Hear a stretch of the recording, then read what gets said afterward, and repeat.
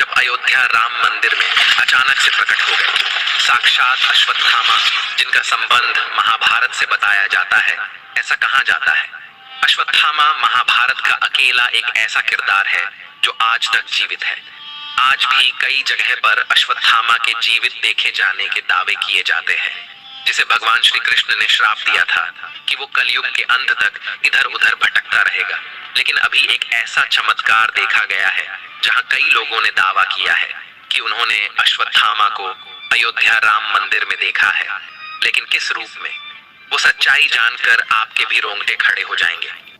जैसे कि हम सभी लोग जानते हैं कि 22 जनवरी 2024 के दिन अयोध्या में राम मंदिर का उद्घाटन समारोह हुआ था।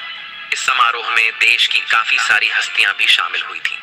इस दिन रामलला की मूर्ति को गर्भगृह में बड़े ही धूमधाम और मंत्रों उच्चारण के साथ विराजमान किया गया। यह दिन लोगों को सदियों तक याद रहने वाला है। लेकिन इन दिनों एक बड़ी खबर सामने आई है जो किसी चमत्कार से कम नहीं है। इस चमत्कार को देखते हुए तो ऐसा ही लग रहा है कि प्रभु श्री राम साक्षात गर्भगृह में विराजमान हुए हैं। क्या हुआ है ऐसा चमत्कार, जानने के लिए हमारे साथ वीडियो में अंत तक जुटे रहे। अयोध्या राम मंदिर में प्रभु श्री राम की मूर्ति को जिसने बनाया है, उन मूर्तिकार का नाम अरुण योगीराज है। पूरे 7 महीने की मेहनत के बाद प्रभु श्री राम की मूर्ति को अरुण योगीराज ने बनाया है। इसका मतलब अरुण योगीराज पूरे 7 महीने से प्रभु श्री राम की प्रतिमा के साथ ही थे। हालांकि प्राण प्रतिष्ठा के बाद अब अरुण योगीराज अपने हाथों से बनाई हुई प्रभु श्री राम की प्रतिमा को पहचान भी नहीं पा रहे हैं। योगीराज को लगता है कि प्रतिमा में जरूर कुछ चमत्कार हुआ है।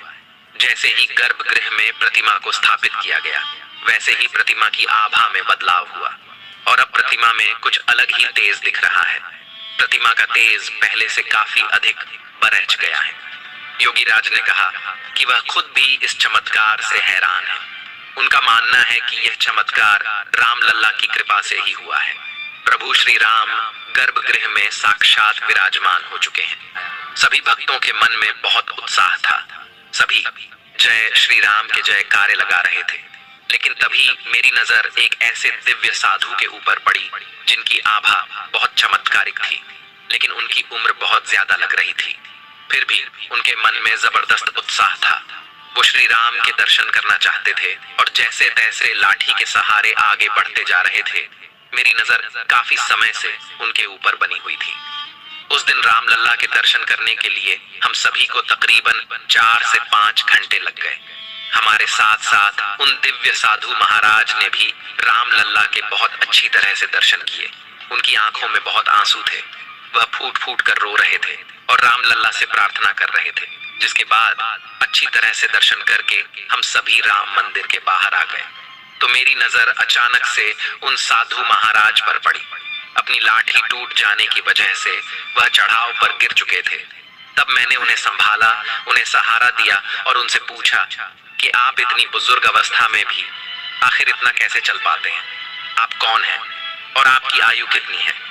लेकिन उन साधु महाराज ने जो मुझे जवाब दिया, उसे सुनकर मेरे रोंगटे खड़े हो गए, क्योंकि उनका कहना था मेरी उम्र 3000 साल से भी ज्यादा है और मैं एक श्रापित महाभारत का पात्र हूँ। इतने में मेरे को दोस्तों ने मुझे आवाज लगाई तो मेरा ध्यान भटक गया और वह साधु महाराज कहीं अंतर ध्यान होगा। मैंने आसपास उन्हें बहुत ढूंढा, लेकिन वह मुझे कहीं दिखाई नहीं दिए। ये मेरी जिंदगी का सबसे बड़ा चमत्कार था। लेकिन सवाल एक ही था, आखिर वह दिव्य साधु कौन थे? तब रिसर्च करने पर सौरभ को पता चला कि महाभारत में एक ही ऐसा पत्र था जो श्रापित था, जिसे अमृतत्व का वरदान प्राप्त था और यह श्राप उसे साक्षात भगवान श्री कृष्ण ने दिया था और उसका नाम था अश्वत्थामा। ऐसा कहते हैं अश्वत्थामा कलयुग के अंत तक जीवित रहेंगे। तो क्या उस समय साक्षात अश्वत्थामा राम मंदिर में रामलला के दर्शन करने के लिए आए थे? इस सवाल ने सभी को आश्चर्य में डाल दिया। लेकिन क्या आप जानते हैं भगवान श्री कृष्ण ने अश्वत्थामा को श्राप क्यों दिया था? महाभारत के युद्ध की समाप्ति के बाद अश्वत्थामा ने पांडवों के पुत्रों का छल से वध किया था। पुत्र शोक में जब पांडवों ने श्री कृष्ण के साथ अश्वत्थामा का पीछा किया तो वे भाग गए। फिर भी जब अर्जुन ने उनका पीछा न छोड़ा, तब अश्वत्थामा ने अर्जुन पर ब्रह्मास्त्र चल दिया। उसे बचने के लिए अर्जुन ने भी ब्रह्मास्त्र का प्रयोग किया। तब महर्षि वेदव्यास के कहने पर अर्जुन ने अपना ब्रह्मास्त्र वापस लौटा लिया, लेकिन अश्वत्थामा को ब्रह्मास्त्र लौटाने का ज्ञान नहीं था। तब उन्होंने अपने अस्त्र की दिशा बदलकर अभिमन्यु की पत्नी उत्तरा के गर्भ की ओर कर दी। क्रोधित होकर भगवान श्री कृष्ण ने अश्वत्थामा के माथे पर लगी मणि निकाल ली और कलयुग के अंत तक उन्हें पृथ्वी पर भटकने का श्राप दिया। रोजाना एक के बाद एक चमत्कार अयोध्या राम मंदिर में देखे जा रहे हैं। आ गया मैं कोर्ट चमत्कार आपको सुनाने जा रहे हैं, जिसमें किस प्रकार एक 80 साल के बुजुर्ग महिला का पर्स पुनः चमत्कारिक रूप से उन्हें प्राप्त हो गया। दरअसल राम मंदिर ट्रस्ट ने प्राण प्रतिष्ठा में जिन लोगों को आमंत्रित किया था, उनमें से एक श्रीधर अपनी पत्नी, बेटे और बहू के साथ कार्यक्रम में शामिल होने आए थे। प्राण प्रतिष्ठा कार्यक्रम समाप्त होने के बाद श्रीधर की पत्नी जानकी, जिनकी उम्र लगभग 80 वर्ष बताई जा रही है, वो प्रभु राम का दर्शन करने के लिए गर्भगृह में प्रवेश कर रही थी। तभी उनका बैग खो गया, जिसके बाद भी बुजुर्ग महिला ने राम लल्ला के दर्शन करने का निर्णय लिया और वहां पर मौजूद सुरक्षाकर्मी से मदद भी मांगी। सुरक्षाकर्मी ने वृद्ध जानकी देवी को गर्भगृह तक पहुंचा दिया, जिसके बाद प्रभु राम की भक्ति में महिला लीन हो गई और प्रभु राम से अपने बैग के लिए प्रार्थना की। राम मंदिर ट्रस्ट के मुताबिक महिला के बैग में 83,550 रुपए और आधार कार्ड के साथ अन्य सामान थे, लेकिन महिला ने पैसे की फिक्र ना करते हुए पहले राम लल्ला के दर्शन करने का फैसला किया। अब आपके मन में यह सवाल चल रहा होगा कि महिला को बैग कैसे मिला। प्राण प्रतिष्ठा कार्यक्रम में उत्तराखंड के हरिद्वार के प्रेमानंद जी महाराज भी शामिल हुए थे।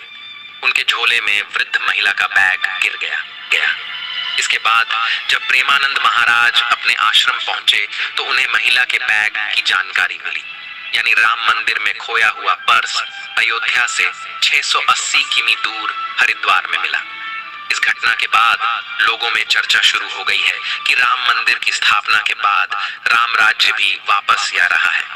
प्रेमानंद जी महाराज ने देखा कि बैग में आधार कार्ड और कुछ रुपए हैं, जिसके बाद प्रेमानंद महाराज ने आधार कार्ड के जरिए पुलिस से संपर्क किया और पुलिस ने उसे वृद्ध महिला को उसका बैग सुरक्षित ढंग से वापस किया। अब श्रीधर इस पूरी घटना प्रभु राम की कृपा बता रहे हैं और प्रभु राम का चमत्कार बता रहे हैं।